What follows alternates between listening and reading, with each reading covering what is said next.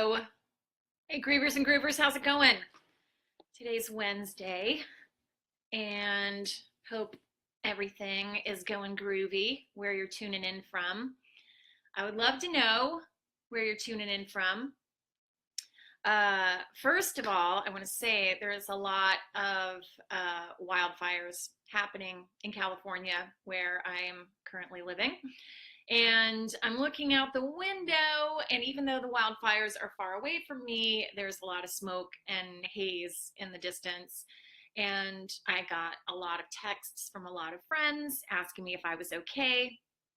I live in the city, kind of mid-city, I guess, and I'm not close to any hills, mountains, or anything that could catch fire other than houses and apartment buildings. But yeah, I don't live very close to any kind of nature. But I woke up this morning and I thought, oh, the fires are miles away. And I woke up this morning and saw all of the clips on the news just 4-5 miles away. It's crazy over in Bel Air near the Getty Center. And that hill, there was a video of someone was just shooting a little fire in the distance, and literally the wind changed, and within seconds the entire side of that hill or mountain was engulfed in flames. It was bananas. Hi, Kate Anderson, how are you? Sending love to you for the holidays. But I'm fine, and I am very grateful to have a roof over my head and to be safe. And I want to thank all the firefighters and all the first responders who are helping families evacuate and their pets. So I'm okay, thankfully. But man, my heart's going out to all the people, especially at the holidays when this kind of stuff happens. It's even scarier. So anyway, hope everybody's taking good care and evacuating as soon as possible. And a little tip that I got from a friend of mine on Facebook who actually works at a framing center. She was saying before you evacuate, you need to take pictures of everything, and then that way it'll be easier for insurance. And if there's any artwork or photographs that need to be repaired or restored, it's going to be easier to have a picture to kind of refer back to, which is a great idea. I never really thought of that. I think it's just a good idea anyway. I mean, I went ahead and bought renter's insurance last year because a friend of mine called me and said you should get renter's insurance, and it's only like $12 a month or something. So I went ahead and got it. But all of the evacuations really made me think that maybe I should take pictures, of every room and of any valuable stuff that I have. And that's just kind of in keeping with good to go as well, and that'll give your family and friends an idea of what you want to happen with different, possessions. Hey, Meredith, how's it going? Meredith's joined us. Today we're going to talk about a few things, mostly what kind of gift to give the griever in your life. What kind of presents, do you give someone who's going through such a hard time during the holidays? And I have many different kind of ideas, and if it's not for you, that's okay too, but I'm just gonna throw them out there, and I have some visual aids. Hi, Sarah, I love you. So we're talking about gifts and what to give the griever in your life, and one of the easiest things to get is a personalized candle from Yankee Candle. Now, they're not paying me, although they should. Oh my gosh, can you imagine if like Yankee Candle could sponsor Grievers and Groovers? You can never have too many candles. So I just got an amazing, beautiful candle that I have burning right now, and it's just like Christmassy and delicious. But you can never have too many candles. I am the vibe coordinator. Mood lighting is key and one of the priorities in my life. But I got this candle, Yankee Candle. You just go to their website you upload a picture and you write down whatever you need, and then they send it to you. And I think it's under 30 bucks. I mean, plus shipping, I think it might be 40. So I got this candle for my dad. He said, he called me, and he was perfectly healthy at the time. He was 72. And he said, why don't you come and spend the last Christmas that I'm going to be alive? Why don't you come back home for Christmas? Because, you know, I normally don't go back to Ohio for Christmas because it's cold. That's kind of the reason I'm staying in California, is because I'm solar powered. But I'm so glad that I went back home for Christmas, because obviously that was Dad's last Christmas, even though he was joking about it, but it actually was. So 2015 was his last Christmas. And to share the inside joke with you that I had, this picture's taken on the 70th surprise birthday party that I gave my dad, and threw for my dad in Ohio. And he was a funny guy, and he was telling me that he was walking past, I can't remember if it was when he was in the hospital a few years earlier with open heart surgery, or if he was just at home and he kind of went past this mirror and it scared himself, and he was laughing because he's old and he scared himself in the mirror, like, who is that, you know, like some kind of dog or something. And he said, I can't believe that I was, you know, frightened by, and I went, your fineness. And he was just like, yeah, I was so fine that I startled myself. So I went ahead and got a picture of us from his 70th birthday party. And then I just wrote, 2015 Christmas fineness. You're the best dad ever. Love, Amy. And he loved it. He absolutely loved it. Sarah says she loves her personalized candle. I got Sarah a personalized candle, I think for, I don't know if it's Christmas or birthday last year. I can't remember. Anyway, but it's a really great idea. And you can get a picture of the person that departed and give them a candle. And you can also buy these kind of candles. I have a million of these around. Well, there's a couple around in my place right there. Boom. And these you can get at Kroger or Ralph's or even Walgreens. They're just tall candles, different colors, and they're about like $1.50. And then you can just decorate them yourself. You can, I just took a marker that you can draw stuff on glass. And so I just, you know, made a little Christmas candle, but you can, you know, put your loved one's name on it. You can, you know, light it whenever you're feeling sad, or whenever you feel you want to kind of put the message out to your spiritual support team. You know, and who knows if that'll work, but I think it's free and it doesn't hurt anybody. And I do kind of think that the message gets to our loved ones. So that is a present that's less than $5, basically. Oh, well, I don't know how much the marker is that you would draw on the candle with, but so these are just super easy, simple things that are meaningful. And also, I think when you're grieving, you want to know that other people remember your loved one too, that you're not the only one, because you do feel so solitary in your grief.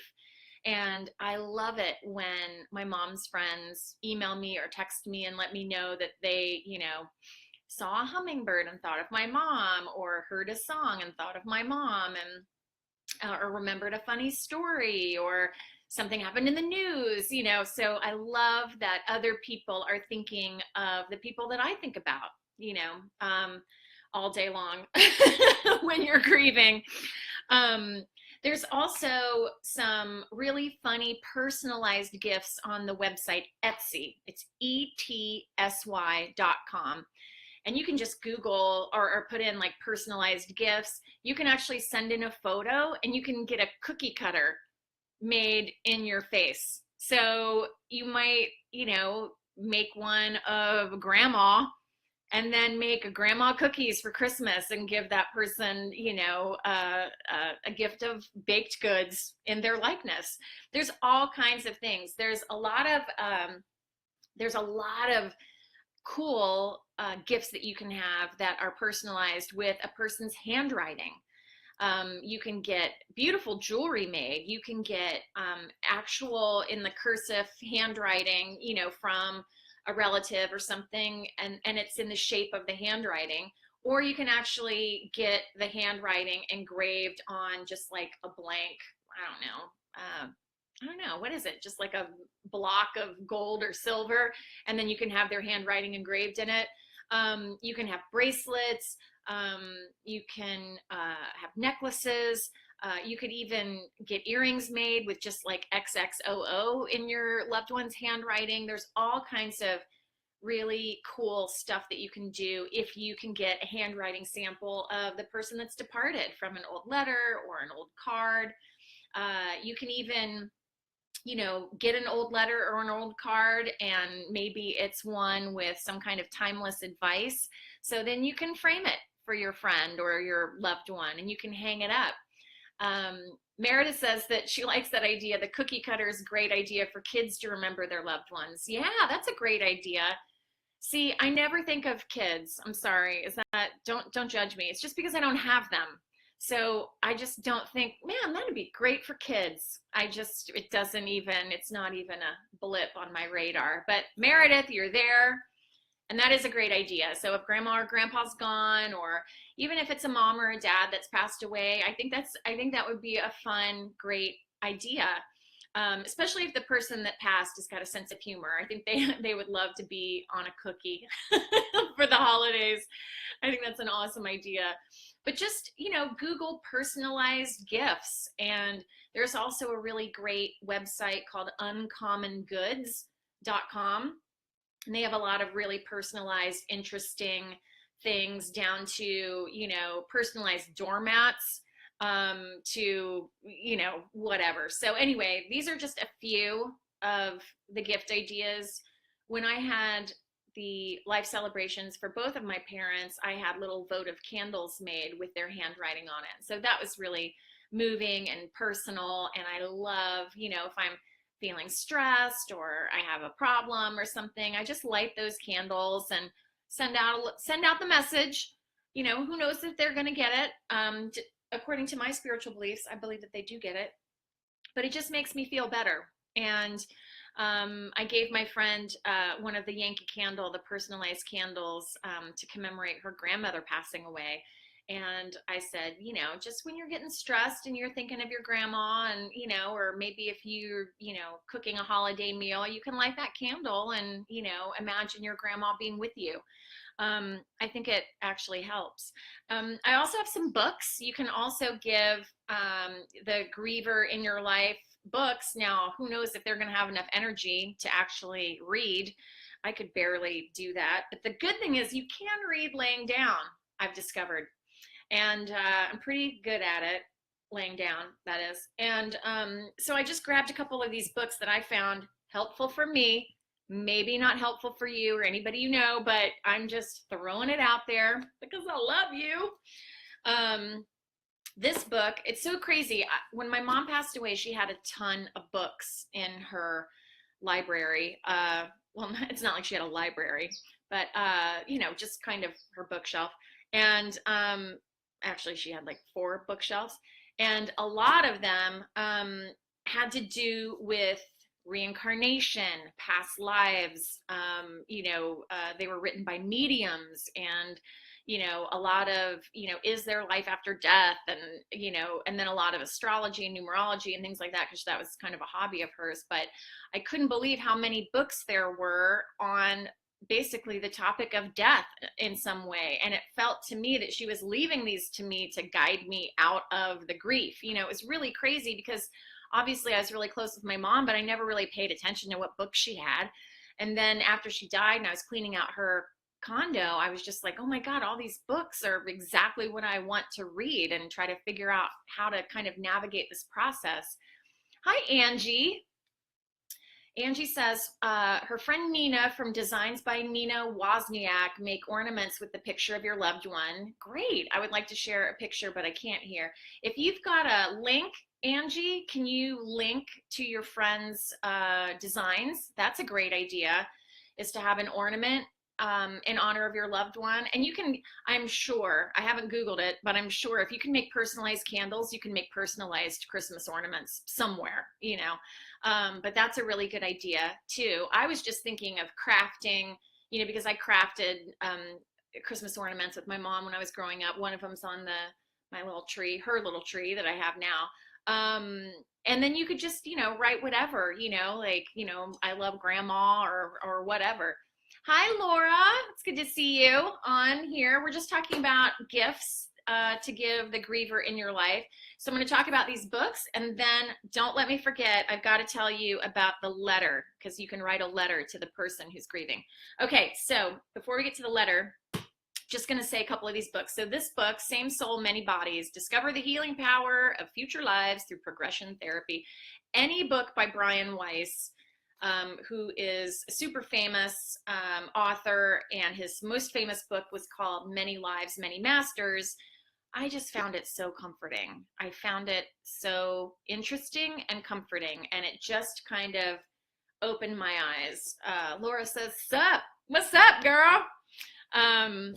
And then let's see, what is the other one? In keeping along the lines of Brian Weiss's books, any book by Michael Newton, I devoured. This one especially. It's Michael Newton, Journey of Souls, Case Studies of Life Between Lives. Again, it's a little woo-woo. It's a little out there. In fact, after Mom died, I read half of it, and it was fascinating and interesting. And then the last half, I was kind of like, I don't know if I believe any of that, you know. But again, take it with a grain of salt. Hang on, I've got to switch positions. My leg is asleep. I've got dead legs, you guys. Ugh, pun intended. So yeah, so any book by Michael Newton, I found this to be so comforting. And then after my dad died 4 years later, 4 years later, I asked my friend if she had a copy of this book, this Journey of Souls book, and she actually did. And so I reread it after my dad died, and it just made me feel so comforted. And you know, it might not be your thing, and that's okay, but I'm just saying what worked for me. Oh, Angie went ahead and put up a link on Creations by Nina Wozniak. Is she any relation to the Woz of Apple computer fame? So we've got Journey of Souls, Memories of the Afterlife by Michael Newton, and then Life Between Lives, so good. And then I loved this book by my friend, Claire Bidwell Smith, After This, When Life is Over, Where Do We Go? And she was kind of on the search about that. And she is an amazing writer and a beautiful person. And she's a grief therapist. And so she's got 2 books on death. This is her second one. The first one was called Rules of Inheritance, and that was about how she kind of navigated her life after the loss of both of her parents when she was in her early 20s. It's rough, but it's a beautiful book, and I'm sure that you'll be able to relate to it. And it crystallizes a lot of feelings and things that you're going through, but might not be able to know how to express that. And that's what I love about books or music or any kind of art, is that it helps express what you feel that you can't. So this is a great book as a present. You can also make a memory book of the person that's passed, with pictures and things like that, and just literally just reaching out to the griever in your life and letting them know that you're thinking of them, but then you're also thinking of their loved one. It means a lot. Hi, Kat Allen. She says, all I can see is crazy colors with your silhouette. I can hear you through, so that's awesome, listening in. I don't know. Oh no, is the internet connection going crazy? Kate says the same thing. So it's all pixelated? That is unfortunate. I don't know what to do because it looks totally fine on my computer. So, oh dear. Sorry about that, you guys. Oh, okay, now it's back to okay. Okay, that's good. Oh, I was just like, what's happening? It's some special effects that I like to add to the Grievers and Groovers. Oh, good. Hi, Peggy. How are you? Kat says, there you are. Okay, hi. Where are you guys from? Let me know where you're tuning in from. So I want to tell you about this letter. That's another gift that you can give the griever in your life is a letter. Now, I wrote a letter to my dad for his 70th birthday, and I wrote down 70 memories that I had of him, and I told him, these are the memories that I have of you. These are the memories that'll always stay with me, and your memory and your love will live on. It's eternal, and I just wanted to let you know. And of course I like bawled for a week as I was writing it, but and it was like goofy memories and then big memories. The big one, I'll always remember taking care of you after your quadruple bypass surgery, and spending time with you when we did this and when we went fishing, and just different 70 different memories. And so you can write that for your griever friend, or for, even if they're not grieving, I recommend everybody just sharing their feelings about everybody. But if you want to write a similar letter to the griever in your life about the loved one that they lost, maybe it's a family member that, you were close with as well, and you've got mutual memories. Maybe that's, like 10 things to remember at Christmas, and maybe, write down 10 Christmas memories of that person who died along with the grieving person. I think it's just, if you can share the fact that the loved one will always be remembered, and that the person who's grieving isn't alone. That's the thing. You just want to, grief is such an isolating thing that can make you feel so alone. Even if I think we talked about this last week, even if you're in a family of close people, or if you're in a relationship with a loving partner, or with your lovely kids, or whatever, the bottom line is you can still feel really alone because you kind of feel left by the person who passed away. Kat says she's in Tulsa. Mom's favorite holiday was Christmas, so this time of year is always so hard. Miss Mom's Christmas. I mean, yeah. I mean, the moms really just make it all happen, don't they? I mean, I see my friends who are moms, and I'm sure now, because it's 2017, dads too, or two dads and two moms, whatever families you have. But usually one person's doing all the donkey work and making all the memories happen. And I see all of my mom friends just on top of their other jobs, of their regular 9-to-5 jobs. Then they've got to, be a mom and do all the momming stuff that still happens when they get home. And then they've got to make Christmas happen. They've got to make the Christmas magic. I just had a really lovely dinner last night with my friend Sarah and her partner Kevin, and they've got 6 kids all together between the two of them. And I just was like, high five for making Christmas happen, you guys, because they were like, we went and got the tree, and then we put the lights, and then we did this, and then I've got to go, they were like, thank God for online shopping. But I mean, in the olden days, you just had to get in the car and just drive around and get stuff. But anyway, it's just, it seems like moms are the ones that, make Christmas happen. And, whether it's baking or cooking, obviously all the shopping and the wrapping and the stockings. And I mean, I look back on, all of the Christmases past, which is what you do this time of year.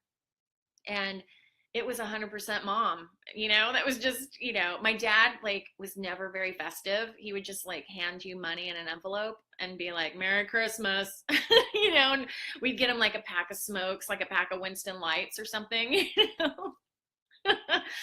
And I do remember my dad actually saying, I was watching TV and I wish that I could spend Christmas with the family in the Budweiser commercial, or no, he said, I wish we could spend Christmas with family, not our family, but the Christmas family in the Budweiser commercial.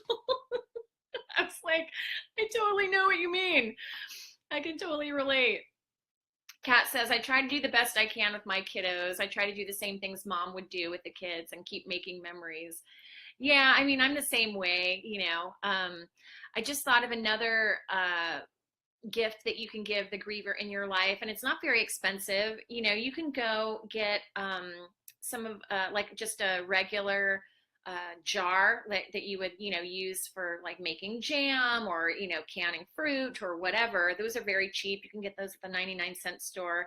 And you can either put like Hershey's Kisses in there and then just put a bow around it and give it to the person who's grieving and say, I'm just giving you a lot of love, a lot of kisses, because I know you'll need some. Or you can even, you know, wrap up, you know, boxes of Kleenex, you know, and say, you're going to need these, you know, just a very, it doesn't have to be expensive. It's basically just the thought that counts. It's the heartfelt consideration that the person who's grieving is in your heart and you're thinking of them. And so is the person that they're grieving as well. Um, yeah, what are some of the things that your moms did for you guys, you know, that you're thinking about this Christmas? I mean, I definitely am, you know, feeling close to my mom when I bake or when I cook. Her recipes I put down on Thanksgiving. I posted the never fail pie crust recipe, and although I didn't make any pies this Thanksgiving, but I just whipped out mom's holiday many way butter cookie recipe yesterday. And I make them, and I made them when she was still alive, make them almost every year, you know, when I was on my own. It's a little more savory. It's not super, super sweet like a sugar cookie, but it's a many way butter cookie. It's more of a butter cookie. And then because I'm so smart and pretty, I made the dough, and then I thought I'll make the dough and I'll put it in the fridge. I'll go out to eat with my friends Sarah and Kevin, and then I'll come back and then I'll make the cookies. I'll have like a little Christmassy evening and put on some music and make the cookies. And so I go to get the dough out of the fridge, and then I realize it's made with 2 sticks of butter and it's hard as a rock. So I'm like, why didn't I think of that? So I just put it back in the fridge because by the time it would, you know, get soft enough to bake, I was just like, you know what, I'll make them tomorrow. So after I do this Facebook Live, I am going to attempt my mom's many way holiday butter cookies. So I'll go ahead and post the recipe up on the Good to Go page. Kat says we make her famous green beans and her hot pepper jelly. That sounds fun. Makes me feel like mom's near. I know. It's so crazy. Just even putting together the cookie mix yesterday. Uh, you know, I have a KitchenAid mixer, an orange KitchenAid mixer, and my dad got that for me for Christmas in 2012, I think it was. And I remember taking a picture of it, and then I texted it to my mom, and I said, Santa Dad got me a mixer for Christmas because I've always wanted one. And man, do they make your life easier. But they're $1 jillion. There's no way that I could afford to just buy one for me. And my mom texted me back and said, I'm so jealous. I've wanted one of these forever. You know, so of course, I'm mixing up the dough yesterday, and I'm thinking of my dad who gave me the mixer. I'm thinking of my mom who wanted one, and that I was using her recipe.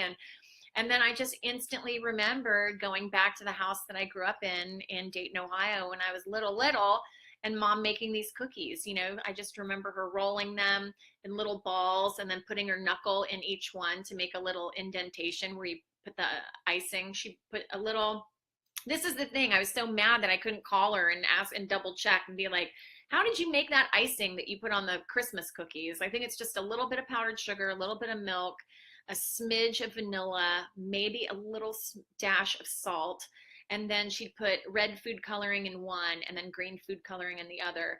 And because I cleaned out her condo, you know, I took a lot of stuff from her pantry, and she actually had this ancient thing of food coloring. I swear the box must have been from the 70s, if not the 60s. And needless to say, I will not be using those food colorings, but I did keep it just because it's fun to look at, and I remember seeing it when I was a kid. Hot pepper jelly. I don't think I've ever had hot pepper jelly. Is that a Christmas tradition? What do you put hot pepper jelly on? Biscuits? Or is it savory? Is it sweet? I'm so curious, Kat, and hungry at the same time. But anyway, back to the idea of writing a letter to the griever about, things that you appreciate or love about them. Kat says, I always want to call her for things. I know, it does make it so hard.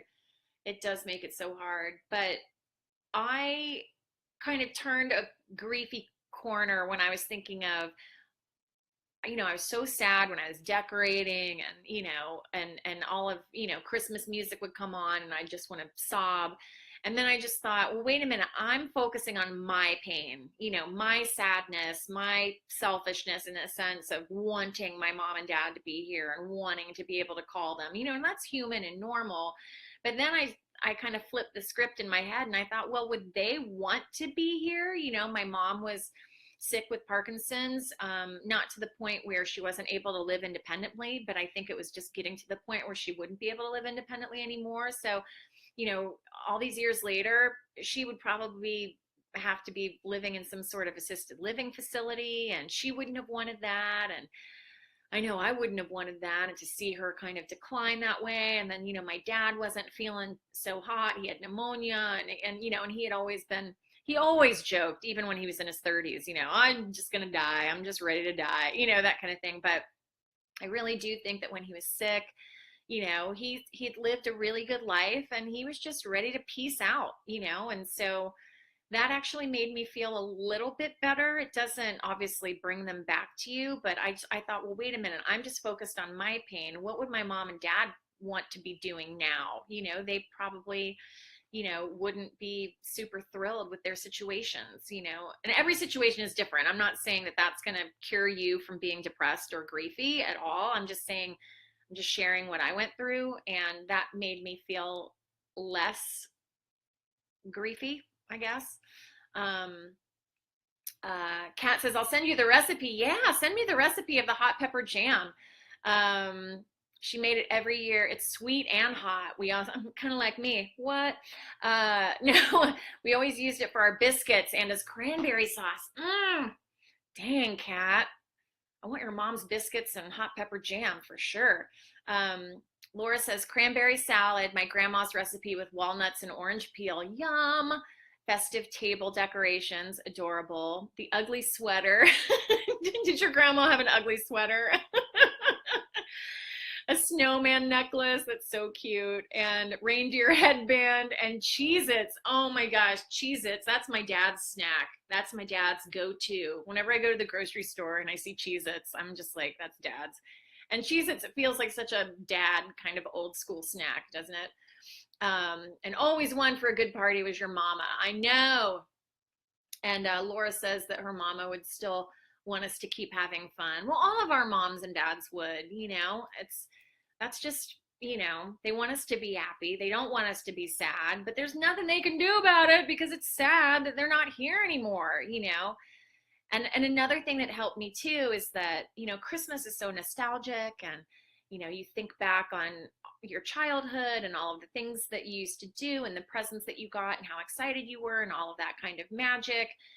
But then, even as an adult, I didn't have my mom and dad around to relive those memories. I'd lived on my own. I was in another country for 7 years. I lived in London for 7 years, so I've got to remind myself, like, here I am feeling nostalgic for Christmases when I was 5, 6, 7, 8, 9, and that was, it was only 20 years ago, you guys. So what? No, okay. I'm lying, but, I'm lying, but, the point being, I was kind of going back to an unrealistic expectation of, oh, I wish I could have those times back now. And of course you can't. So anyway, just something to think about.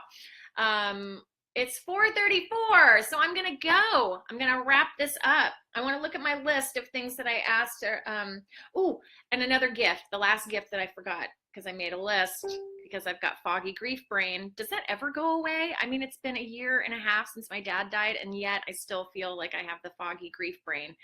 Kat says she wouldn't want me crying over her, but I can't help it. I miss her. I know.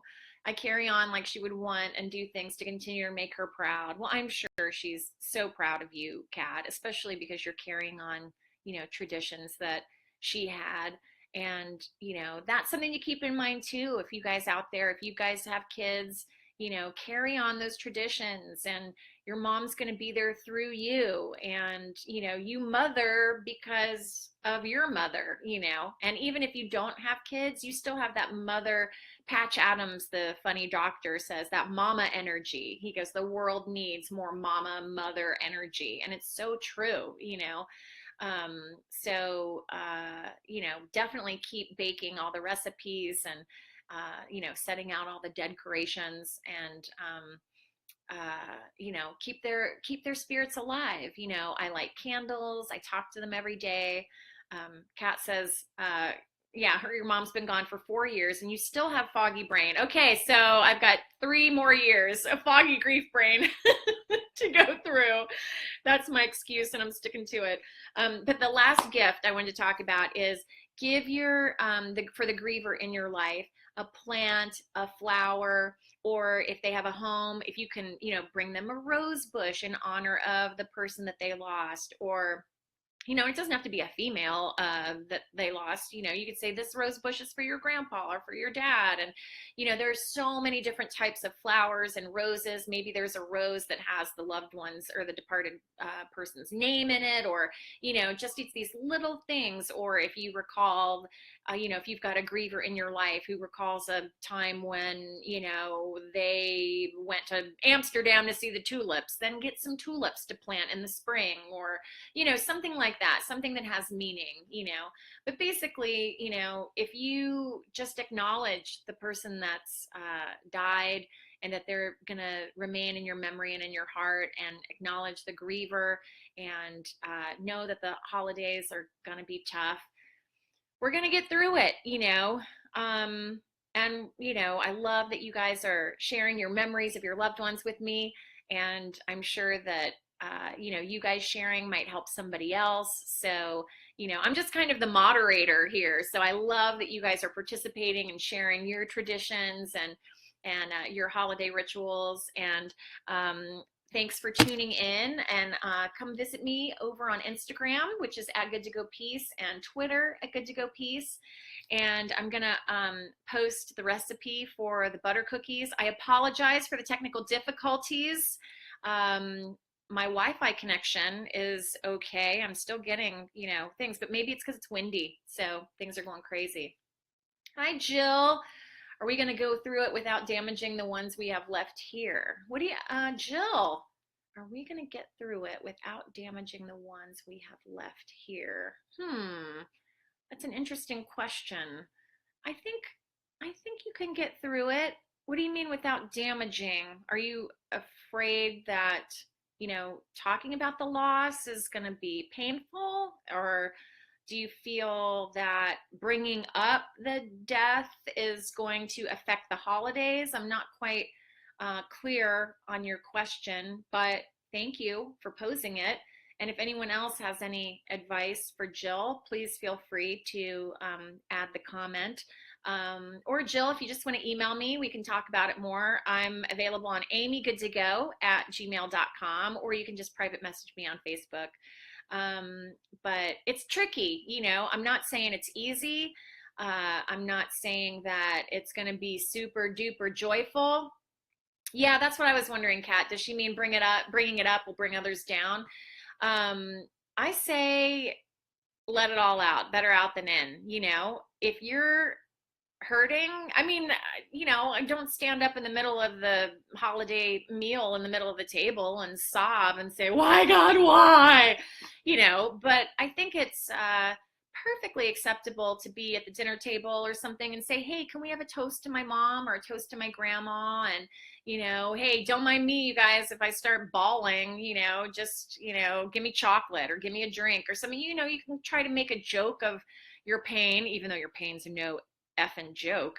But I think if I can encourage you to have the conversation, talk about your loved ones, talk about how hard it is. Even if you can't express how difficult the holidays are, you can just say, you know what, I'm just missing my mom, or I'm missing my dad, or I'm missing my partner, or I'm missing my kid, or, whatever. So I'm just, hang in there. And I'm just sending you guys so much love. We're going to get through the holidays, and we're going to try to do it as positive and as healthy as possible. And another little tip is I decided to listen to different Christmas music. As soon as I heard Bing Crosby, I was like, nope, shut it down. Emotions are coming up. And so I thought, well, what Christmas music did I not grow up with? And believe it or not, I love Julie Andrews in Mary Poppins and the Sound of Music. And I thought, well, I wonder if she did a Christmas album. And of course, she did a million of them. So I've just been listening to Julie Andrews' Christmas albums, and it's lovely. And I don't have any family memories attached to it. So it's actually better. But if I hear I'll Be Home for Christmas, it doesn't matter who's singing it, that's when I will be curled up in the fetal position, weeping on the floor. But anyway, thanks so much, you guys, Kat and Jill and Laura and Kate and Sarah and everybody for tuning in. And I'll talk to you next week from the desert. I'm going out to the desert to see the meteor shower. So we're going to get hooked up then, and we're going on location, which I love. So anyway, happy holidays. Hope you guys are keeping calm, not too crazy. And all the Grievers and Groovers out there, I'm sending you all my love. And we're going to get through it. All right. Love you guys. Take care. Bye.